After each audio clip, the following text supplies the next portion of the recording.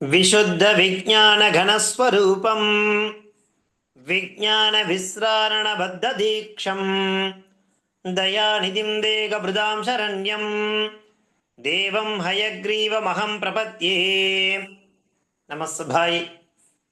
இன்றைய தினம் ஸ்ரீமத் ஆதிசங்கரர் அருளிய சாதன பஞ்சகம்னு சொல்லக்கூடிய அந்த கிரந்தத்தில் ஸ்லோகம் நம்பர் 2.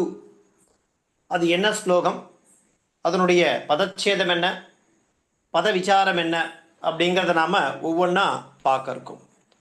அதற்கு முன்னாடி சென்ற வகுப்பில் நாம் முதல் ஸ்லோகத்தை பார்த்து முடிச்சிருந்தோம். அது என்ன ஸ்லோகம்?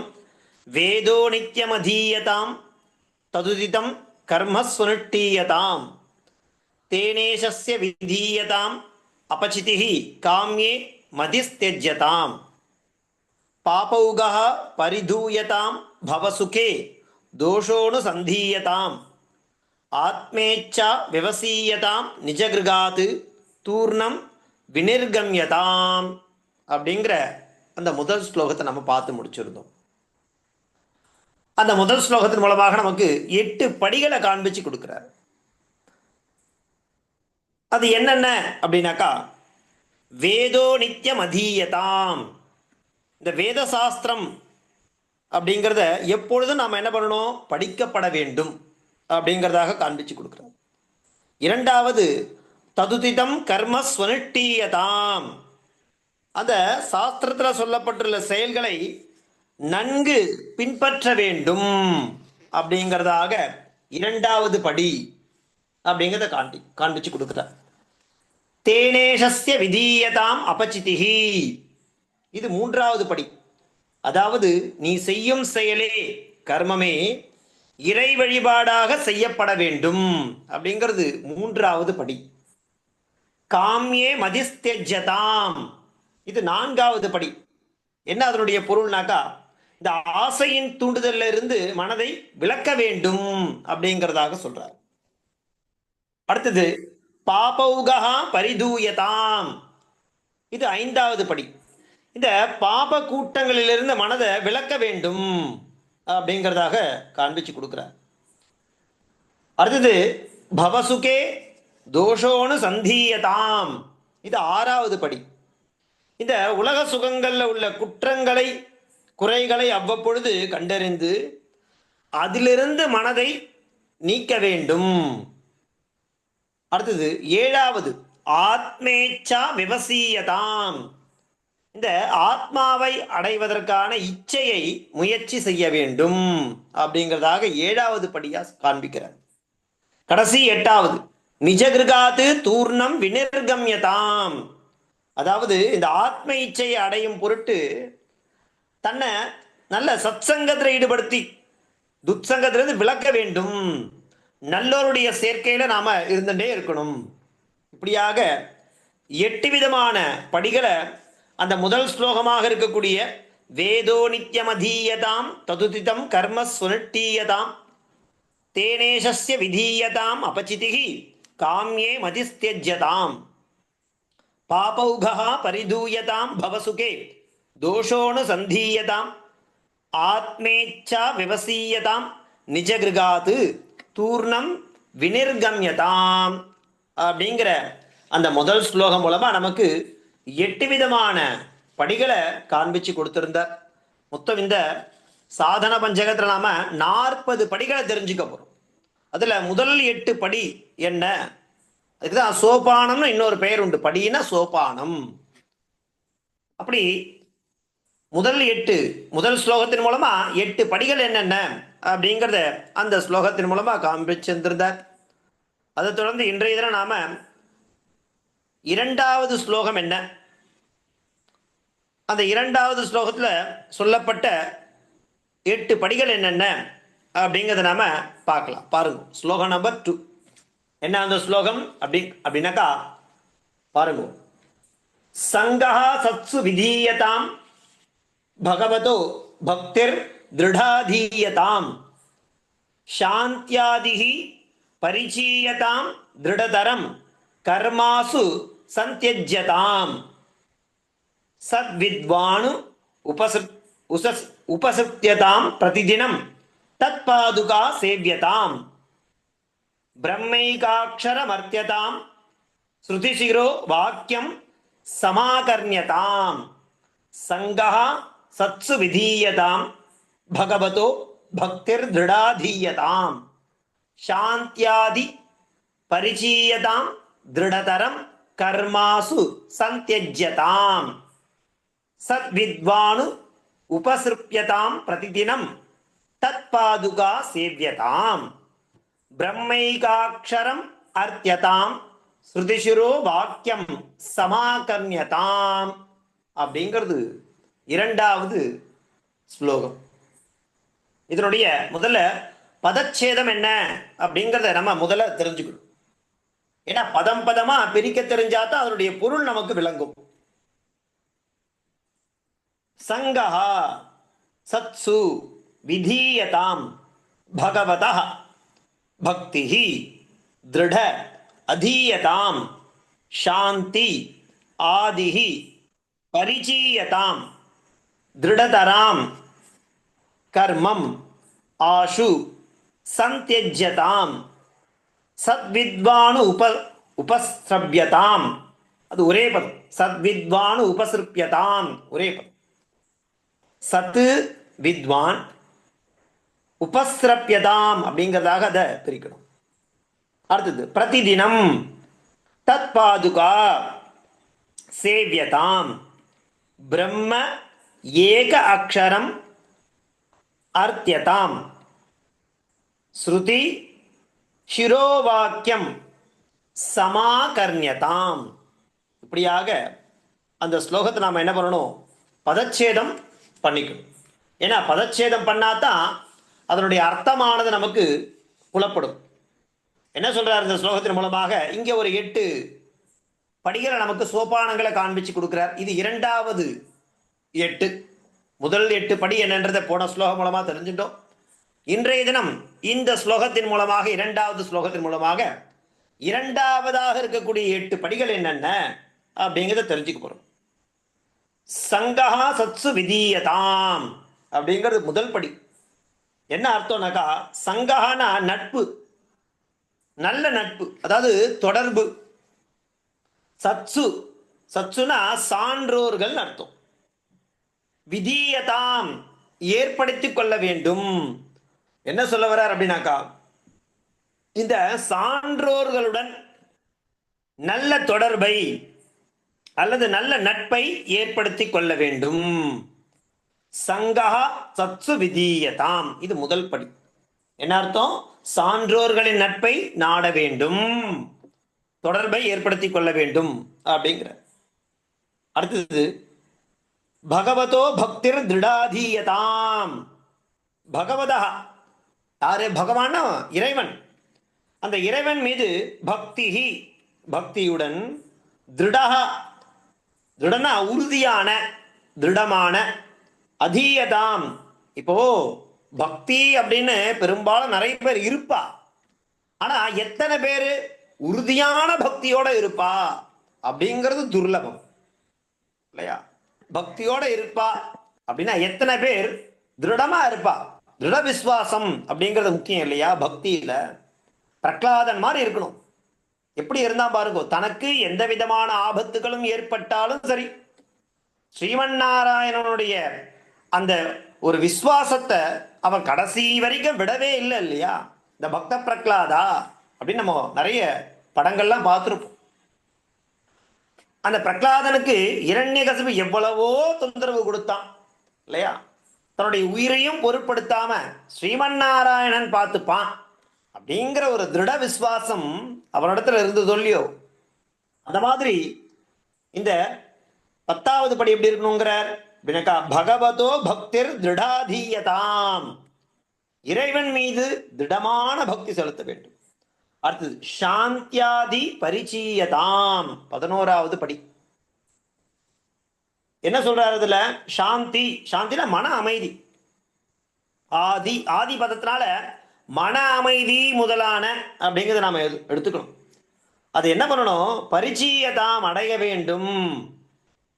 மன அமைதி போன்ற இந்த முதன்மையான சாதனைகளை அடைய வேண்டும். மனசு எப்பவுமே அமைதியா இருக்கணும். அப்பதான் அந்த திடமான பக்திங்கிறது இறைவன் மீது நம்மளால செலுத்த முடியும். அப்படி இறைவன் மீது திடமான பக்தி செலுத்தினாதான் சத்சங்கத்துல சான்றோரோட ஈடுபாடுத்த முடியும். இப்படி எல்லாமே ஒன்றோடு ஒன்று தொடர்புடையது. சாந்தியாதி பரிச்சீயதாம், சாந்தி மன அமைதி முதலிய விஷயங்கள்ல என்ன பண்ண சொல்றார்? முதன்மையான சாதனைகளை அடைய வேண்டும்ங்கிறார். அடுத்தது 12வது படி பாருங்க. திருடதரம் கர்மாசு சந்தியஜ்யதாம். திருடதரம் கர்மாசு சந்தியஜ்யதாம். திருடதரனா அதே உறுதியுடன், கர்மா கர்மனா நம்ம பண்ணக்கூடிய செயல், ஆசு உடனடியாக, சந்தியஜ்யதாம் இல்லையா விட்டுவிட வேண்டும்ங்கிற உறுதியுடன் கடமைகளையும் கர்மத்தையும் படிப்படியாக விட்டுவிட வேண்டும். இது 12வது படியா சொல்ற. அடுத்தது 13 என்ன சொல்ற பாருங்க. சத் வித்வான் உபஸ்ருப்யதாம். என்ன அர்த்தம்? சத்து வித்வான் நல்ல குருன்னு அர்த்தம். சத் வித்வான யாரு? நல்ல குரு. உபஸ்ரப்யதாம் என்ன அர்த்தம்னாக்கா ஒரு நல்ல குருவை நாடி அடைய வேண்டும். இது ஒரு ஒரு படியாவே சொல்ற. முறையாக வேதம் கற்ற இல்லையா இந்த பிரம்மானுஷ்டானத்தெல்லாம் பண்ணக்கூடிய குருவை நாடி அடைய வேண்டும். இது 13வது படி. அடுத்தது பிரதிதினம் தத் பாதுகா சேவியதாம். பிரதிதினா டெய்லின்னு அர்த்தம், அன்றாடம். தத் பாதுகா அந்த குருவினுடைய பாதத்தை சேவியதாம் நமஸ்கரித்து வணங்க வேண்டும். சொல்லுவா இல்லையா, சுஷ்ருதா சுஷ்ருஷான 2 விஷயம், சுஸ்ருதான 2 விதம்.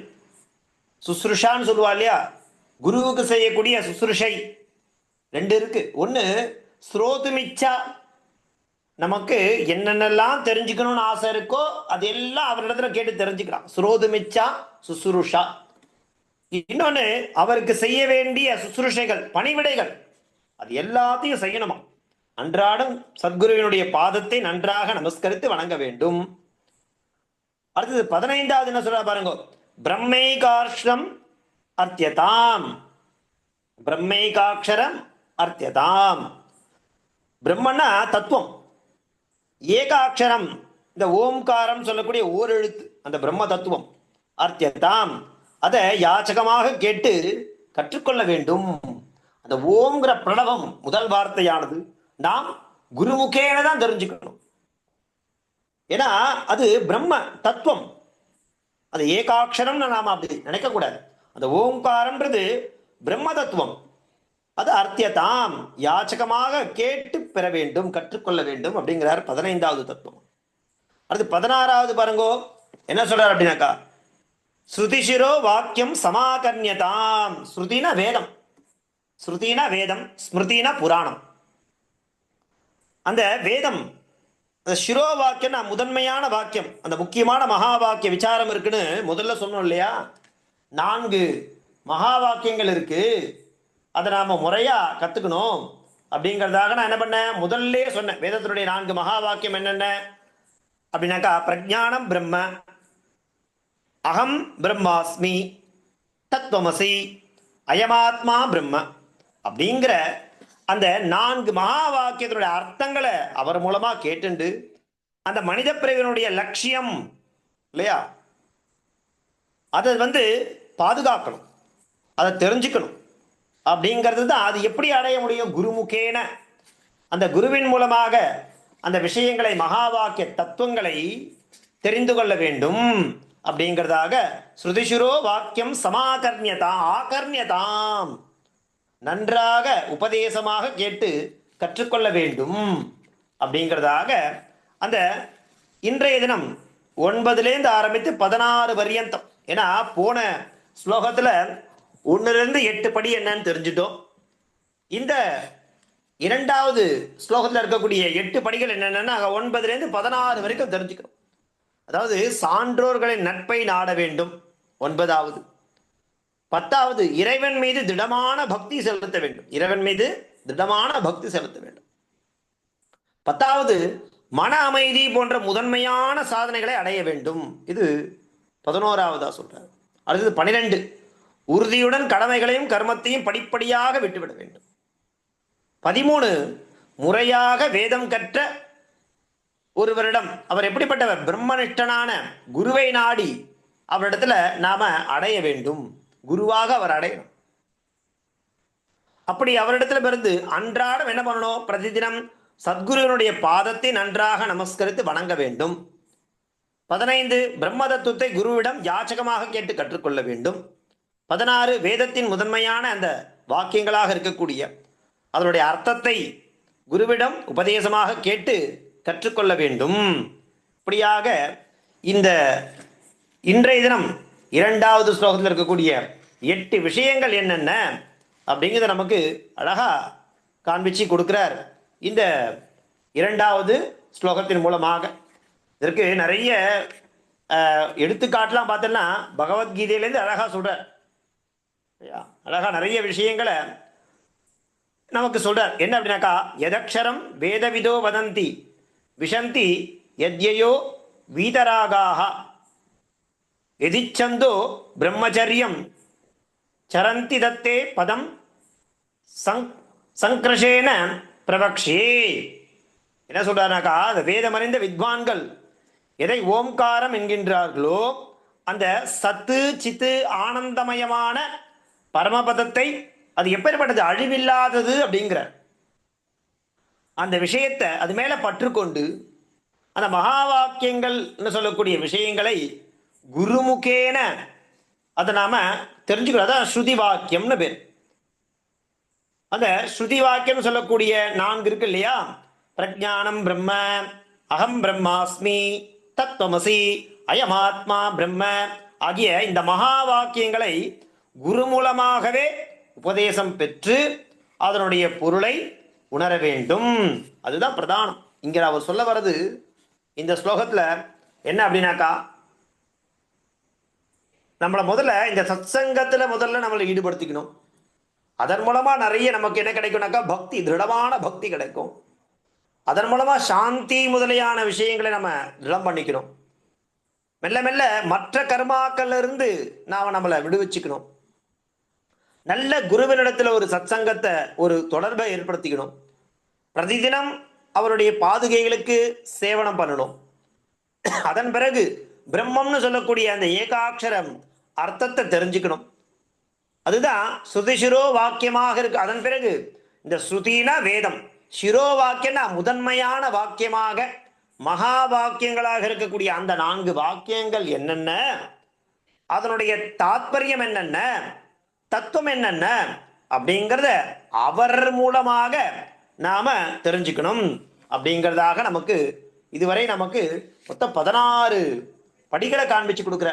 முதல்ல நாம பார்த்த 8 படிகள் என்னென்ன அப்படின்னாக்கா, முதல் 8 படி என்ன சொன்னார், வேத சாஸ்திரம் எப்பொழுதும் படிக்கப்பட வேண்டும், அந்த சாஸ்திரத்தில் சொல்லப்பட்ட செயல்களை நன்னா பின்பற்ற வேண்டும். 2வது. 3வது, நீ செய்யும் செயலை கர்மத்தை இறை வழிபாடாக செய்ய வேண்டும். 4வது, ஆசையின் தூண்டுதலிலிருந்து மனதை விலக்கி கொள்ள வேண்டும். 5, பாவ கூட்டங்களிலிருந்து மனதை விலக்க வேண்டும். 6வது, உலக சுகத்தில் உள்ள குறைகளை அவ்வப்பொழுது கண்டறிந்து அதிலிருந்து மனதை நீக்க வேண்டும். 7வது, ஆத்மாவின் மீதான இச்சையை அடைய முயற்சிக்க வேண்டும். 8வது, ஆத்மாவை அடையும் இச்சையின் பொருட்டு தன்னை தற்சங்கத்தில் ஈடுபடுத்தி துத்சங்கத்திலிருந்து விலக்க வேண்டும். 9 என்ன சொல்றார், சான்றோருடைய நட்பை நாட வேண்டும்ங்கிறார். 10வது, இறைவன் மீது திடமான பக்தியை செலுத்த வேண்டும். அதன் மூலமா என்ன கிடைக்கும், மன அமைதி போன்ற முதலிய சாதனங்கள் நம்ம அடைய முடியும். அதன் பிறகு உறுதியுடன் கடமைகளை நம்மளுடைய மற்ற கர்மாக்கள் எல்லாம் படிப்படியாக குறைச்சிட்டு அதிலிருந்து விலகிக்கணும். முறையாக வேதம் கற்ற ஒரு பிரம்மனிட்டையான ஒரு குருவை நாடி அவரிடத்துல அடையணும். அவருடைய பாதத்தை நன்னா நமஸ்கரித்து வணங்கணும். 14. அதன் பிறகு பிரம்ம தத்துவத்தை குருமுகம் மூலமாக நாம கேட்டு தெரிஞ்சுக்கணும் இல்லையா. அதுல முக்கியமானது எது, 16வது படி சொல்றார், வேதத்தினுடைய முதன்மையான மகா வாக்கியத்தினுடைய அர்த்தத்தை குருவிடம் உபதேசமாக கேட்டு கற்றுக்கொள்ள வேண்டும். இப்படியாக நேற்றைய தினம் ஒரு 8 படி, இன்றைய தினம் ஒரு 8 படி, இந்த 2வது ஸ்லோகம் மூலமா நமக்கு அழகா காண்பிச்சு இதுவரை நம்ம 16 8 16 படிகள் என்னென்ன, மொத்தம் 40 படி. இதுவரை நம்ம 16 படிகள் என்னென்ன அப்படிங்கிறத இந்த 2 ஸ்லோகம் மூலமா தெரிஞ்சுட்டு இருக்கோம். 2வது ஸ்லோகம் என்ன? சங்கா சத்சு விதீயதாம் பகவதோ பக்திர் திருடாதீயதாம் சாந்தியாதிஹி பரிச்சீயதாம் திருடதரம் கர்மாசு சத்யஜ்யதாம் சத்வித்வானு உபஸ்ருப்யதாம் பிரதிதினம் தத்பாதுகா சேவ்யதாம் பிரம்மைகாட்சரம் அர்த்தியதாம் ஸ்ருதிசுரோ வாக்கியம் சமாகர்ணியதாம் சங்கா சத்சு விதீயதாம் பகவதோ பக்திர் திருடாதீயதாம் சாந்தியாதிஹி பரிச்சீயதாம் திருடதரம் கர்மாசு சத்யஜ்யதாம் சத்வித்வானு உபஸ்ருப்யதாம் பிரதிதினம் தத்பாதுகா சேவ்யதாம் பிரம்மைகாட்சரம் அர்த்தியதாம் ஸ்ருதிசுரோ வாக்கியம் சமாகர்ணியதாம். இப்படியாக இந்த 2வது ஸ்லோகமாக அமைஞ்சிருக்கு. இதுவரை நாம 2 ஸ்லோகங்கள் இந்த சாதனா பஞ்சகம் சொல்லக்கூடிய சோபான பஞ்சகத்தை அதனுடைய முதல் வகுப்புல அதனுடைய அவதாரிகை என்னென்ன அப்படிங்கிறத பார்த்தோம். 2வது வகுப்புல முதல் ஸ்லோகம் அதனுடைய பதவிச்சாரத்தை நாம தெரிஞ்சுட்டோம், 8 படிகள். அதை தொடர்ந்து 3வது வகுப்புல இன்றைய தினம் ஸ்லோகம் நம்பர் 2 அப்படிங்கிறத எடுத்துட்டு அது என்ன ஸ்லோகம், அதனுடைய பத சேதம், அதனுடைய பத விசாரம், அதில் சொல்லப்பட்ட அடுத்த 2வது 8 படி ஆக இதுவரை நாம 16 படிகள் என்னென்ன அப்படிங்கிறத நாம சோஃபார் தெரிஞ்சுட்டு இருக்கோம். இதை நீங்கள் நன்னா அபியாசம் பண்ணுங்கோ. இதோட நமக்கு அடுத்த வகுப்பு அடுத்த வியாழக்கிழமை வரைக்கும் நமக்கு அவகாசம் இருக்கு. அடுத்த வகுப்பு நாம 3வது ஸ்லோகம் வரக்கூடிய வியாழக்கிழமை வரைக்கும் நாம நிறைய அவகாசம் இருக்கிறதுனால இந்த 3 வகுப்புல நடத்தப்பட்ட விஷயங்களை மறுபடியும் பாருங்கோ. இன்றைய தினம் சனி, ஞாயிறு, திங்கள், செவ்வாய், புதன் 4 நாள் இருக்கு.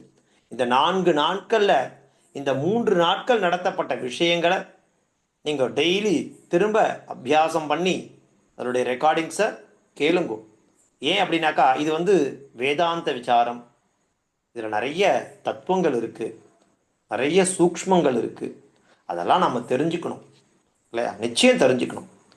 அதனால அவகாசம் இருக்கிறதுனால உட்காந்து இந்த ரெக்கார்டிங்ஸை தொடர்ந்து நீங்கள் இந்த 3 நாட்கள் 4 நாட்களில் கேட்டால் அடுத்த வகுப்பில் நாம் 3வது ஸ்லோகத்தில் இருக்கக்கூடிய தத்துவங்கள் படிகள் என்னென்ன அப்படிங்கிறத நாம் படிக்கும் பொழுது இந்த 16 படிகளும் நமக்கு தரவாக இருக்கணும்.